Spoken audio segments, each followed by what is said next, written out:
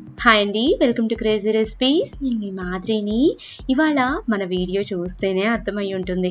ఇవాళ మనం recipe చెప్పుకోవట్లేదండి, beautiful place చూపిస్తానండి. త్రివేణి సంగమం, అలహాబాద్. జీవితంలో ఒక్కసారైనా చూడవలసిన ప్రదేశాల్లో ఇది కూడా ఒకటండి. అందమైన పక్షులు, అలాగే చుట్టూతా నాటు పడవలు, 3 నదులు కలిసే సంగమ ప్రదేశం. ఎప్పుడైనా కానీ 2 కళ్ళారా చూడాల్సిన ప్రదేశం అండి. ఒక్కసారైనా వెళ్ళండి, అంత బ్యూటిఫుల్గా ఉంటుంది. లొకేషన్ కానీ అన్నీ కూడా చాలా బాగుంటాయి. లొకేషన్ వైజే కాదండి, మనం ఆ ప్లేస్ని వెళ్ళి దాంట్లో స్నానం చేస్తే అంతకన్నా పుణ్యం ఏముండదు. ఇక్కడ రకరకాల పక్షి సంపద ఉందండి. అన్నీ కూడా నేను మీకు డీటెయిల్డ్గా చెప్తాను. ఈ వీడియో అనేది స్కిప్ చేయకుండా చూడండి, మీకు చాలా బాగా నచ్చుతుంది. మేము రీసెంట్గా కాశీ వెళ్ళాం కదండి. కాశీ నుంచి త్రివేణి సంగమం అంటే అలహాబాద్. ఈ అలహాబాద్కి 125 కిలోమీటర్ల దూరం మాత్రమే. అంటే మనం కార్లో ట్రావెల్ చేస్తే కనుక కనీసం 2.5 గంటల నుంచి 3 గంటల లోపే పడుతుంది. మనం కాశీ దాకా వెళ్ళి అక్కడి నుంచి ట్రావెల్స్ కూడా బుక్ చేసుకొని మనం త్రివేణి సంగమం చూడొచ్చండి. త్రివేణి సంగమమే కాకుండా వాళ్ళు ఇంకా కొన్ని ప్లేసెస్ చూపిస్తారు, అవి నేను ముందు వీడియోస్లో ఎక్స్ప్లెయిన్ చేస్తాను. మేమైతే అలహాబాద్కి కార్తీక పౌర్ణమి రోజు వెళ్ళాము. అందుకని చెప్పని మాకు కొంచెం క్రౌడ్ ఎక్కువగా అనిపించిందండి. చూడండి, ఇక్కడి నుంచే ఇసుక తిన్నెలు మనకి ఆహ్వానం చెప్తూ ఉంటాయి. ఇక్కడ మనకి బ్రేక్ఫాస్ట్గా ఇడ్లీ, దోశ, వడ, పూరి ఇవి దొరకవండి. పానీపూరి, కచోరీ, అలాగే పూరి విత్ చనా కర్రీ ఇవే దొరుకుతాయి. సో అవి కూడా టేస్టీగానే ఉంటాయి. అక్కడ ఫుడ్ కూడా మనం బాగా ఎంజాయ్ చేయొచ్చు. ఫుడ్ లవర్స్ అయితే చాలా ఇష్టపడుతూ తింటారండి. చూడండి, ఇక్కడ ట్రెడిషన్ని బట్టి ప్రతి వాళ్ళు కూడా ఎలా ఉన్నారు. అలాగే ఇక్కడ అంటే హస్తకళకి ఎక్కువ విలువ ఉంది అనిపించిందండి. చేత్తో తయారు చేసి అమ్మే బొమ్మలు ఇక్కడ ఎక్కువగా అమ్ముతున్నారు. నార్మల్ డేస్లో అంటే కార్తీక పౌర్ణమి ఇట్లాంటి అకేషన్స్ కాకుండా విడి రోజుల్లో అయితే ఇంత క్రౌడ్ మీకు ఉండదు, నార్మల్గానే ఉంటారండి. సో ఇక్కడికి వచ్చిన ప్రతి ఒక్కళ్ళు కూడా త్రివేణి సంగమం వాటర్ క్యారీ చేయడానికి ఇక్కడ క్యాన్స్ కూడా మనకి అమ్ముతూ ఉన్నారు. చూడండి, అలాగే గోరింకలు విపరీతంగా ఉన్నాయండి. గోరింకలు, అలాగే సైబేరియన్ పక్షులు అయితే చాలా ఎక్కువగా ఉన్నాయి. ఎక్కువగా త్రివేణి సంగమంలో పితృకార్యాలు ఎక్కువగా జరిపిస్తూ ఉంటారు. మన తెలుగు వాళ్ళకి కూడా ఇక్కడ పితృకార్యాలు జరిపించడానికి పంతులు గారు వాళ్ళు అవైలబిలిటీలో ఉంటారండి. వాళ్ళకు కూడా తెలుగు వచ్చే ఉంటుంది. పితృకార్యాలు చేసుకున్నాక తర్వాత త్రివేణి సంగమంలోకి వెళ్ళి వాళ్ళు వాటిని నిమజ్జనం చేస్తూ ఉంటారు. లేదా ఇక్కడ లొకేషన్ చూడటానికి కూడా రావచ్చు. ఇక్కడ నాటు పడవలు మాత్రమే ఎక్కువగా ఉంటాయండి. మోటార్ బోట్స్ నేను అసలు అయితే చూడలేదు. మోటార్ బోట్స్ అయితే ఎక్కువ అన్నీ కూడా నాటు పడవలే ఉంటాయి. ఒక పడవకి 8 నుంచి 10 మంది దాకా వెళ్తూ ఉంటారు. లైఫ్ జాకెట్స్ ఇస్తారు, అది కూడా మనం అడిగితే మాత్రమే. కొంచెం సెక్యూరిటీ వైజ్గా నాకు అంత నచ్చలేదు, కాకపోతే వాళ్ళకి ఎక్స్పీరియన్స్ ఉంది కాబట్టి వాళ్ళకైతే ఏం భయం అనిపించలేదు. కానీ వెళ్ళిన ప్రతి ఒక్కళ్ళు కూడా తప్పనిసరిగా లైఫ్ జాకెట్ వేసుకొని మాత్రమే వెళ్ళండి. ఎందుకంటే దాని డెప్త్ అనేది కంపల్సరీ 2000 నుంచి 3000 మధ్యలో ఉందంట. నాకు ఆ పడవ ఎవరైతే నడుపుతాడో ఆయన చెప్పాడు. సో నేనైతే లైఫ్ జాకెట్ వేసుకున్నాను. మీకు ఒకసారి నేను త్రివేణి సంగమం అంటే ఏంటో చెప్తానండి. గంగా, యమున, సరస్వతి ఈ 3 నదుల కలయికని త్రివేణి సంగమం అంటారు.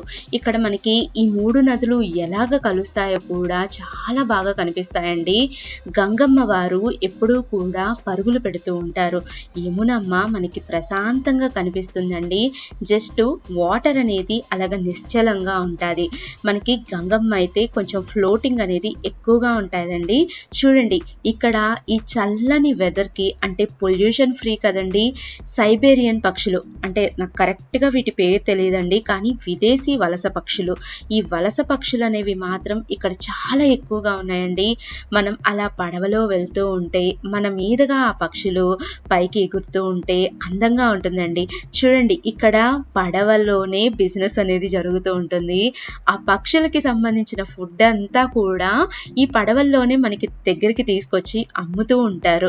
ఒక ప్యాకెట్ 10 రూపాయలండి. మనకి మురుకులు ఉంటాయి కదా, ఆ మురుకులు అమ్ముతూ ఉంటారు. మాకు ఎవరైతే ఈ బోట్ నడుపుతున్నాడో ఈ బోట్ అతను మనకి బాగా ఎక్స్ప్లెయిన్ చేశాడండి. ఈ త్రివేణి సంగమం అంటే ఏంటి, ఈ నదులు ఎక్కడి నుంచి ఎక్కడికి కలుస్తున్నాయి అనే విషయాన్ని చాలా బాగా ఎక్స్ప్లెయిన్ చేశాడు. ఇక్కడ నేనైతే ఒక వీడియో తీయటం మిస్ అయ్యాను. మనల్ని త్రివేణి సంగమం మధ్యలో అంటే గంగా, యమున, సరస్వతి ఈ 3 నదులు కలిసే చోట అంటే నది మధ్యలోకి తీసుకెళ్తారు. అక్కడ చెక్క బల్లలతోటి ఒక వంతెన లాగా కట్టారండి. ఆ వంతెనలోకి మనల్ని దించి స్నానం చేపిస్తారు. చాలా బాగా అనిపిస్తుందండి. గంగమ్మ అంటే 3 నదులకి మనం కావాలంటే పసుపు కుంకుమలు, అలాగే చీర, రవిక గుడ్డలు అన్నీ కూడా మనం సమర్పించవచ్చు. ఇక్కడ ఆ ఫెసిలిటీ కూడా ఉంది. అది కూడా మనకి అక్కడ పడవల్లోనే అమ్ముతారండి. చక్కగా మనం ఇక్కడ నుంచి క్యారీ చేయాల్సిన అవసరం కూడా లేదు. ఒకసారి నేను ఆయన ఏం చెప్తున్నాడో మీకు వాయిస్ అనేది ఆయన మాటల్లోనే వినిపిస్తాను. కొంచెం సేపు ఆయన ఏం చెప్తున్నాడో వినండి. యమునా అమ్మ యమరాజ కతిల్లి సూర్య భగవాన్ పాప యమున లోతుకో ఉంది. గంగమ్మ స్పీడ్ మీరు సరస్వతి అమ్మ అందులో చూడండి. ఇది కోట ఉన్నాయి చివరికి. అశోక చక్రవర్తి కోట చెట్టు కదా, అది కోట ఉన్నాయి అశోక చక్రవర్తి. ఈ కోట అవతల పక్కనే ఇక్కడ సరస్వతి అమ్మ గుడి ఉంది. అలాగే నీళ్లు కింద నుంచి వస్తుంది, లోపలంతర్వాణి కనపడదు.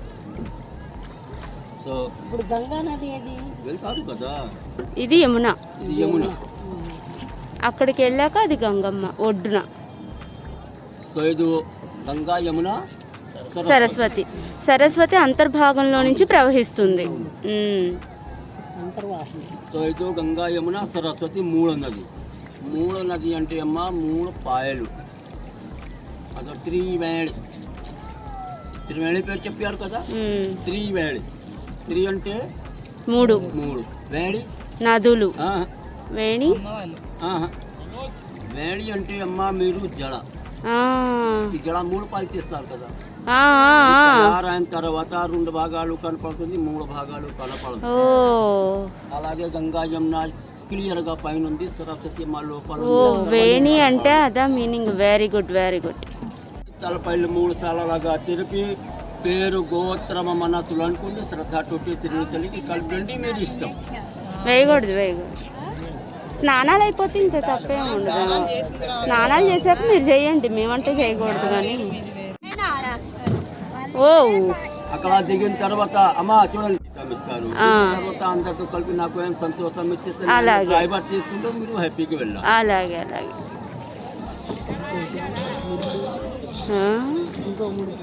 అది అదిగో ఎండ ఫుల్గా ఉంది, చల్లగా ఉంది. మరీ అంత చల్లగా ఏం లేవులే. ఎందుకు లేవు, మరీ ఓవర్గా అయితే లేవు. చూడు 2 కలర్స్ తేడా. ఇక్కడ బాగా కనిపిస్తుంది. అది పైనుంచి కనిపిస్తుంది. అది గంగమ్మ, ఇదేమో యమున. అటుగోనిరా బోట్. అమ్మో లోతు ఫోర్స్ చూపిస్తున్నాడు. అది వైట్గా ఉంది చూడు. ఇది నల్లగా ఉన్నాయి, అవి తెల్లగా ఉన్నాయి. గంగ నీరు అది పారుతుంది, ఇదేమో పారట్లేదు. అది ఆరాంసే ఆరాంసే. వాటర్ కూడా తేడా ఉంది.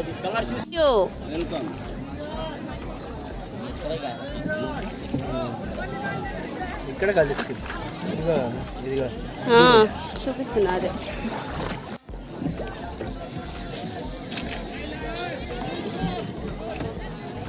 कितना राउंड कर रहा है पानी. सुड़ी सुड़ी.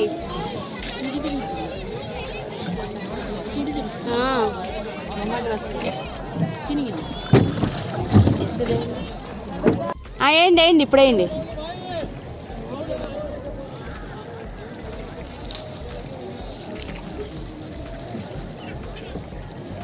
వాటికి నచ్చలేదేమో. అందరూ ఏ వేస్తున్నారు, ఇంకా వేరే వేస్తున్నారు. అవి మర్రాలు అయితే చూడు.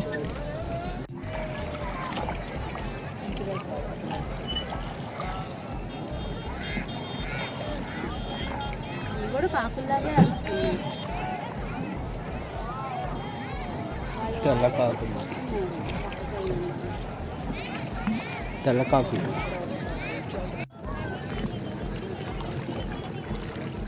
గంగాజలం తీసుకుంటారు ఇంటిలో వెళ్ళిన తర్వాత ఈ గంగా నీళ్ళు 3 డబ్బాలు పెట్టాలి ఇంటికి. చూసారా అండి ఎంత బ్యూటిఫుల్ ప్లేసో, అలాగే మనకి కనుల విందుగా ఉంది కదా. తప్పకుండా మీరు కూడా అలహాబాద్ని విజిట్ చేయండి. చాలా మంచి ప్లేస్ అండి టూరిజంగా, అలాగే మనకి పుణ్యం కూడా వస్తుంది. మనం అక్కడి నుంచి స్నానం ఆచరించాక ఇక్కడ మేము అలోప్ శాంకరీ దేవి అమ్మవారి శక్తిపీఠానికి వెళ్ళామండి. అమ్మవారి శక్తిపీఠాల్లో అలహాబాద్లోని అమ్మవారి శక్తిపీఠం కూడా చాలా ముఖ్యమైనది. ఇక్కడ మేము చక్కగా దర్శనం చేసుకున్నాము. మనకి గుడి ముందర చక్కగా ఇలాగ ప్రసాదము, అలాగే కొబ్బరికాయలు, లోపలికి ఏమైతే తీసుకెళ్లాలో అన్నీ కూడా మనకి ఇక్కడ అవైలబిలిటీలో ఉంటాయండి. ఈ గుడిలో నేను ఒక ప్రత్యేకతని గమనించానండి. మనం ఏ టెంపుల్లో కన్నా వెళ్తే మనకి దర్శనానికి టికెట్లు అనేవి ఉంటాయి కదా, కానీ ఇక్కడ ఎంత పెద్దవాళ్ళు వచ్చినా కానీ క్యూ లైన్లో నుంచొని మాత్రమే వెళ్ళి దర్శనం చేసుకోవాలి. అంటే నిరాడంబరకి ఇక్కడ మనకి చాలా ఈజీగా కనిపిస్తుందండి గుర్తు. శ్రీ అలోప్ శాంకరీ దేవి అమ్మవారు ఇక్కడ మనకి ఊయలలో దర్శనమిస్తారనమాట. నేను లోపల ఫోన్ ఎలా ఉంటుందో ఉండదో అని చెప్పని నేను లోపల షూట్ చేయలేదండి.